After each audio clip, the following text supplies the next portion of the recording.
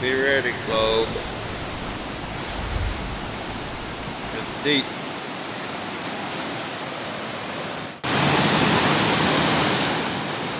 We are staying on top of breaking news, that flash flood emergency in Globe. And yeah, look at this. We're getting some new viewer video coming our way.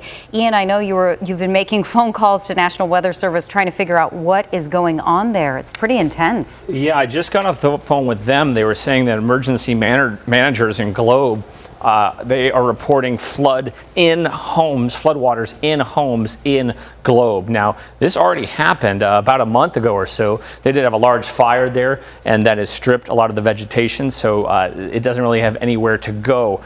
We are seeing storms throughout the state, some of them up in Pine as well. Look at these clouds. I'm going to get to that in a second. But this is where the flash flood emergency is. So if you think of a flash flood advisory at the lowest level, flash flood warning, flash flood emergency, that is the highest level when it comes to flooding. So what do you do if you're in this area? Well, you need to seek higher ground, especially if you're in an area that has flooded before with the last flood we saw. If you live near a burn scar, you need to get out of the area. Just get yourself to higher ground and avoid this area. US 60 is closed in both directions. Water is completely covering the interstate, so you can't get to Globe, nor would you want to right now. But if you have friends or family that maybe they don't watch the news or have a lot of time on their cell phones and they're not getting these alerts, although they should have, maybe you need to give them a call and say, hey, what's your status? You need to find higher ground because of this flash flood emergency in the Globe area, which is includes this spot. Now, there's also flash flood warnings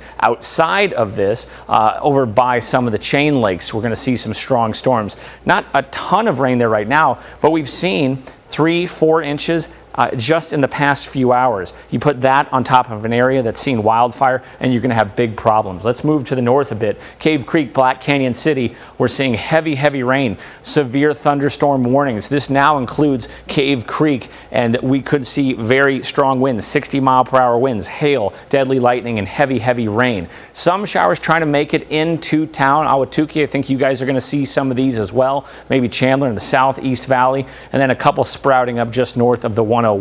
Very active up in the mountains. Here's a flash flood warning for Munns Park. Another one up by the Navajo Nation. This is going to be pushing toward Ganado, just north of Indian Wells. Do not cross a flooded washway if you see them up in this part of the state. We have those flash flood warnings that'll go through the evening, meaning these storms are going to be with us for a little bit.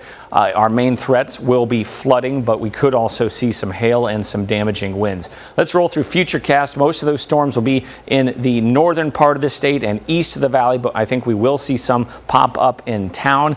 We will start to see things calm down as we get going into tomorrow, but you got to pay close attention for the next several hours if you're in central, eastern, and northern Arizona, because we do have that flood threat and that flood emergency going on in Globe right now. Tomorrow, we'll take it to the 90s with dry conditions, finally giving some folks who desperately need it a break.